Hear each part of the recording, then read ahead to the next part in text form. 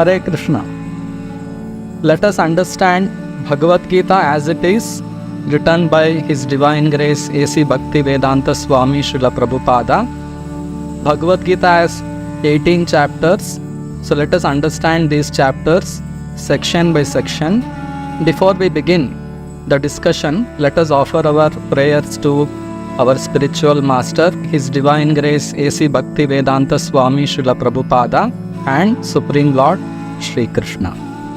Namo Om Vishnu Padaya Krishna Prishthaya Bhutale Srimate Bhaktivedanta Swamin Niti Namine Namaste Saraswate Deve Gauravani Pracharine Nirvishesha Shunyavadi Paschatya Deshatarine Jai Shri Krishna Chaitanya Prabhu Nityananda Shri Advaita Gadadhara Shri Vasadi Gaura Bhakta Vrinda Hare Krishna Krishna Krishna Hare Hare Hare Rama Rama Rama Hare Hare Om Namo Bhagavate Vasudevaya Om Namo Bhagavate Vasudevaya Om Namo Bhagavate Vasudevaya.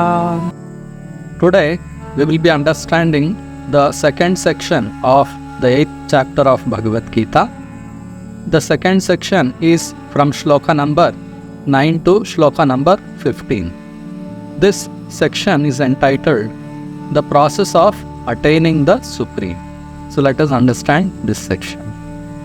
In the previous section, Lord Krishna had told Arjuna that by regularly practicing, remembering him, by fixing his mind, by fixing his intelligence always on Krishna, one can achieve Krishna. Now, how to fix one's mind on Krishna is explained in this section for both the categories of transcendentalists. So let us understand this section. So Lord Krishna says, Kavin Puranam Manushasitaram Anoraniyam Samanusmaredyaham Sarvasya Dhataram Achintya Rupam Aditya Varnam Tamasaf Parasthat.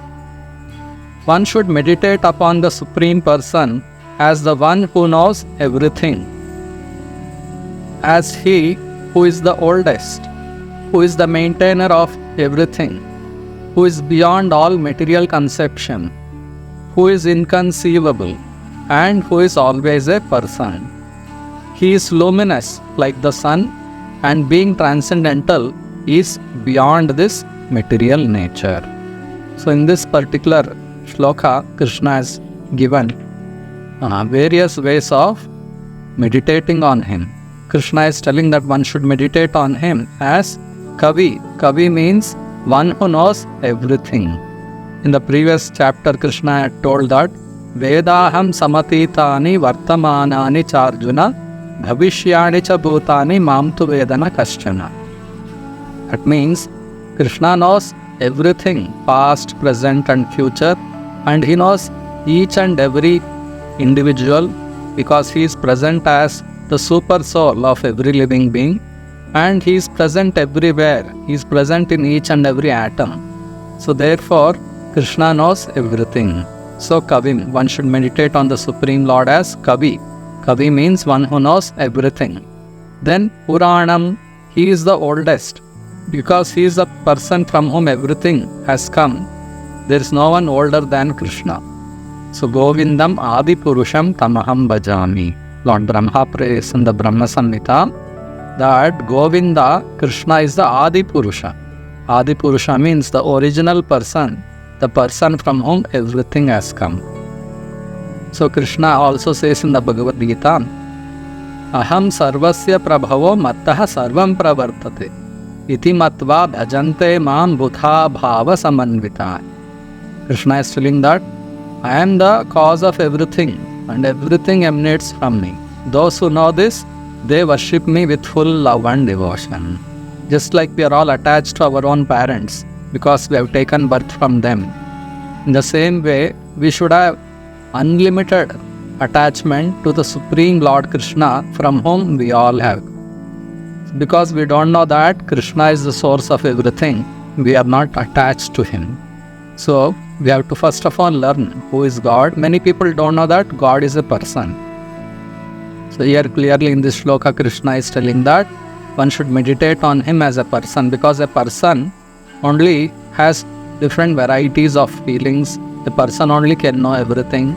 A person only can maintain every living being. So thinking that God is some sort of energy is incorrect. He is a Purusha. Purusha means a person who has all varieties of unlimited qualities. So Krishna is a transcendental person. He is not a person like us with limited energies and limited qualities. Krishna is a person with unlimited qualities and unlimited energies. In the scriptures it is said, Parasya Shaktir Vividhaiva Shruyate. The Supreme Lord has unlimited varieties of energies. But he is a person. So we should know that, and that person has his form, he is having his qualities, he is having his names, he is having his leelas, he is having his abode. So all the qualities of a person is present in the Supreme Lord Krishna unlimitedly. So God is a person, not some impersonal energy. Energies belong to the energetic. Energies do not exist on their own. Energies are possessed by a person. So we should meditate on Krishna as Sarvasya Dhataram, means one who maintains everything. And then Anoraniyam, he is greater than the greatest and smaller than the smallest. Just like Krishna has entered into each and every atom, and he has entered into the heart of the living being. The soul is measured as 1/10,000 part of the tip of the hair. So if we divide the tip of the hair into 10,000 parts, that small measurement is the soul's measurement. Within that soul's heart, Krishna enters as the super soul. Therefore, he is the smaller than the smallest. So that is one aspect of meditating on him. And then Achintya Rupam, Krishna's qualities, his form, his leelas, they are all Achintya. Achintya means that which we cannot conceive with our limited mind and limited intelligence. Because he is unlimited, he is having unlimited qualities which is beyond our thinking. So we should meditate on the Supreme Lord as Achintya Rupam. Because God is a person, he is having Rupa. If God is not a person, then where is the question of Rupa? So clearly Lord Brahma has mentioned in the Brahma Samhita, Ishvaraha Paramaha Krishnaha Satchidananda Vigraha Anadir Adir Govindaha Sarva Karana Karanam. In one shloka, Lord Brahma has given the complete definition of God. Ishvaraha means controllers. There are many devatas who control different departments of energies in this material world. But the Supreme Lord who has appointed all these devatas is Krishna. And Krishna is transcendental. He is not a person covered by a material body like us. He is Satchidananda Vigraha. He is eternal, full of knowledge and full of bliss. And Vigraha means he is having a form, spiritual form. Our form is limited. It is material. But Krishna's form is spiritual. His beauty is ever increasing. He attracts not only human beings, he attracts every living being by his sweet divine qualities. So Achintya Rupam, Aditya Varnam Tamasah Parasthat. He is luminous like the sun and he is beyond the material nature. So these are some of the qualities of the Supreme Lord on which we can practice to meditate while living in this material world. Further, Krishna describes how one can achieve him if one is an impersonalist, especially those who practice Ashtanga Yoga. For them, Krishna now gives again the recommendation of achieving him, which is already discussed in the 6th chapter. Here Krishna is now again summarizing those points for achieving him. So Krishna says, Prayana kale manasa chalena bhaktya yukto yoga balena chaiva bhrovar madhye pranamaveshya samyak satam param purusham upaiti divyam. One who at the time of death fixes his life hair between the eyebrows and in full devotion engages himself in remembering the Supreme Lord will certainly attain to the Supreme Personality of Godhead. So Krishna is now recommending the process of yoga which he had described in the 6th chapter, Sankhya Yoga. So Krishna is telling at the time of death, one should raise the life hair and fix it between the eyebrows. Prayana kale manasa chalena, with his mind fixed on the Supreme Lord with full devotion. In Ashtanga Yoga system, the yogi is recommended to meditate on the super soul in the heart, and the super soul is having the four-handed form. So one should meditate on the Supreme Lord who is situated as the super soul with full love and devotion. One has to fix his mind on the form of the Lord and raise his life hair and fix it between the eyebrows. And then Bhruvor Madhye Pranam Aveshya Samyak Satam Param Purusham Upaiti Divyam. In full devotion, engaging himself in that way and remembering the Supreme Lord, one has to quit his body, and in this way he can achieve the Supreme. But those who are not practiced with the Ashtanga Yoga system, or the Bhakti Yogis, they are recommended to always remember Krishna by always being engaged in serving Krishna and chanting the holy names of Krishna. Lord Chaitanya Mahaprabhu has made the process of remembering Krishna very easy. It is all recommended in the scriptures already, and Lord Chaitanya has come and declared it. He has exposed those teachings openly, and he has demonstrated how to always be remembering Krishna simply by chanting the Hare Krishna Mahamantra. Hare Krishna, Krishna Krishna, Hare Hare, Hare Rama, Rama Rama, Hare Hare. By chanting this Hare Krishna Mahamantra, one can fix his mind, one can fix his attention always on the Supreme Lord, and in this way one can achieve the Supreme Lord. So further Krishna says, Yadaksharam Veda Vido Vadanti Vishanti Yadyatayo Vitaragaha Yadichanto Brahmacharyam Charanti Tatte Padam Sangrahena Pravakshye. Persons learned in the Vedas who utter the Omkara and who are great sages in the renounced order enter into Brahman. Desiring such perfection, one practices celibacy. I shall now explain to you this process by which one may attain salvation. As I was explaining, there are two types of transcendentalists or spiritualists. One is the impersonalist, who think that God is some sort of energy, impersonal energy, and the other are the devotees who completely understand that God is a person, He is Lord Krishna, and they engage in loving devotional service to Krishna. So here now Krishna is describing process of spiritual elevation and achieving the impersonal Brahma Jyoti, which is the effulgence which emanates from Krishna's body. The effulgence is called Brahma Jyoti. Those who think that God is impersonal, they do not enter into the spiritual planets. Spiritual planets are known as Vaikuntha Lokas. They are all in the Brahma Jyoti. So those who don't believe that God is a person, they cannot enter into the spiritual planets because they don't believe that God is a person. So they can enter into the Brahma Jyoti and be in the Brahma Jyoti as one spark of spirit. So they'll be in the Brahma Jyoti and they'll be there as long as they want to be. And because every soul is a person, one cannot live in Brahma Jyoti for a long time. Because as a person we have feelings, we want to do something. So those who don't elevate and enter into the spiritual planets by understanding that God is a person and developing a relationship with the Supreme Lord, they cannot enter into the spiritual planet and they cannot live in Brahma Jyoti for a long time because there is no activity in Brahma Jyoti.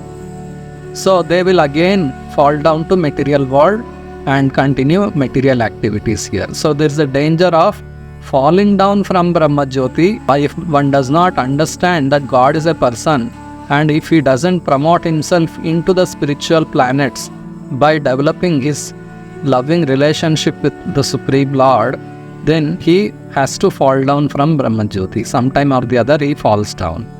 So there is a danger of falling down.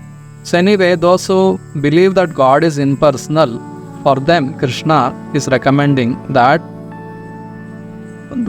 those who are learned in the Vedas, the great sages, they follow the renounced order, the path of renunciation. They utter Omkara. Those who don't believe God is a person, they like to chant Om, a spiritual vibration. Om it represents the Supreme Lord Krishna, and Hare Krishna mantra also contains Om in it. And in the Hare Krishna mantra, we are very clear that God is a person. But those who don't like that God is a person, those who don't like to accept that God is a person, they like to utter Omkara. So they will also get purified from all material contamination, and they also can enter into the Brahmajyoti of the Lord. So Krishna is telling such people, they practice strict celibacy. Without controlling sexual engagements, without controlling sex desire, one cannot get liberated from this material body. The attachment which the conditioned soul has in this world is because of bodily sense enjoyment.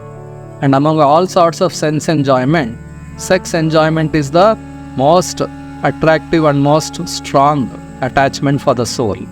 So if one has to get liberated from this body, one has to give up sex enjoyment and practice loving the Supreme Lord.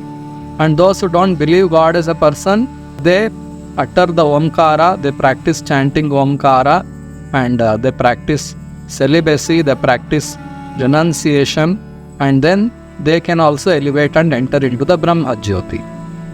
So Krishna is describing that process in brief.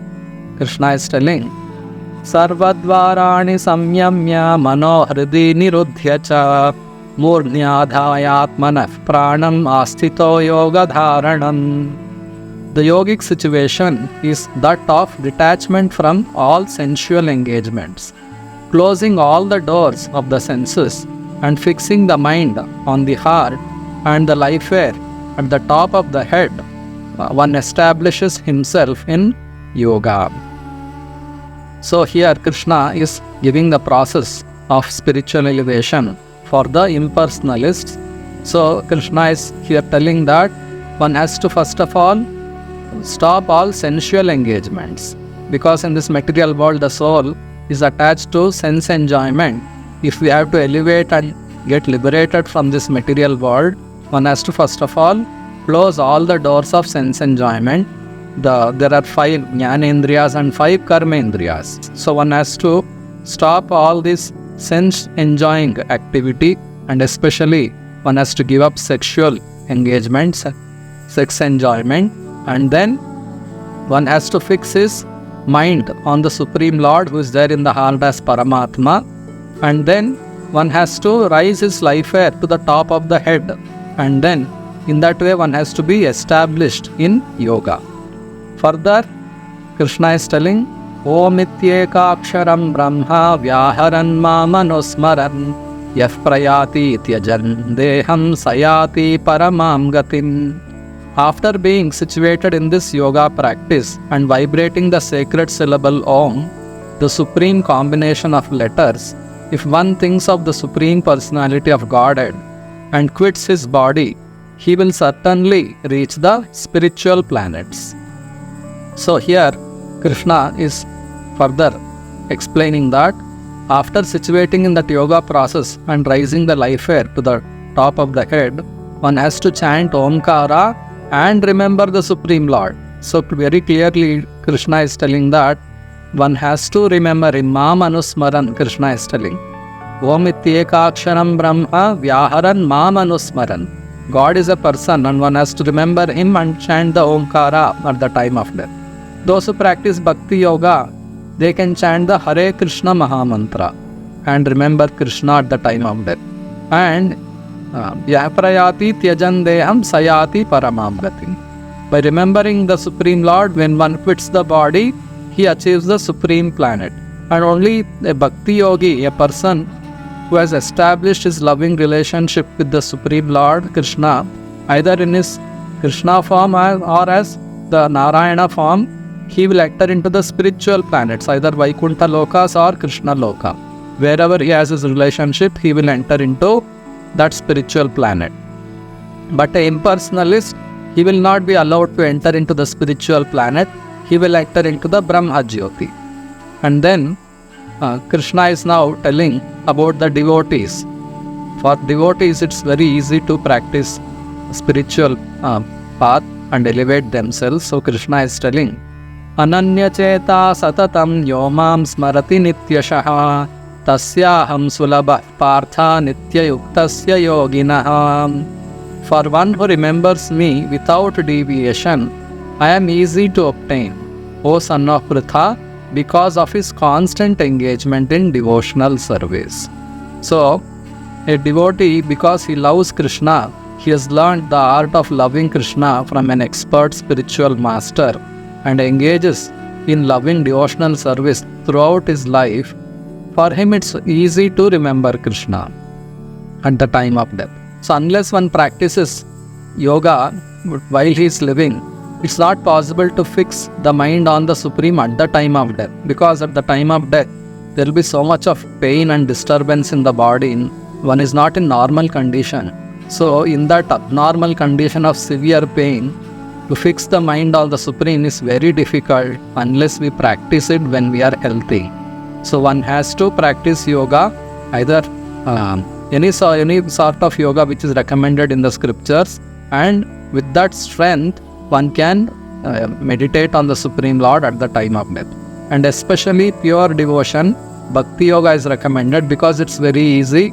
It is very, very natural to the soul to remember the Lord as a person and serve Him in varieties of ways. So become Bhakti Yoga is the topmost yoga.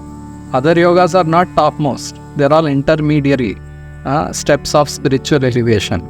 Ultimately, one has to know that God is a person and he is also a person. So, a Bhakti Yogi completely knows that God is a person, and for him it is easy to remember Krishna at the time of death. And then further Krishna is telling, Mamupetya punarjanma dukkhalayam ashashvatam napnuvanti mahatmanaha samsiddhim paramam gata. After attaining me, the great souls who are yogis in devotion never return to this temporary world which is full of miseries, because they have attained the highest perfection. So clearly Krishna is describing here that entering into the spiritual planets and associating with the Supreme Lord in love and devotion, that is the highest perfection of human life. So we all have to aim at returning back to the spiritual world and being engaged in loving devotional service to the Supreme Lord Krishna.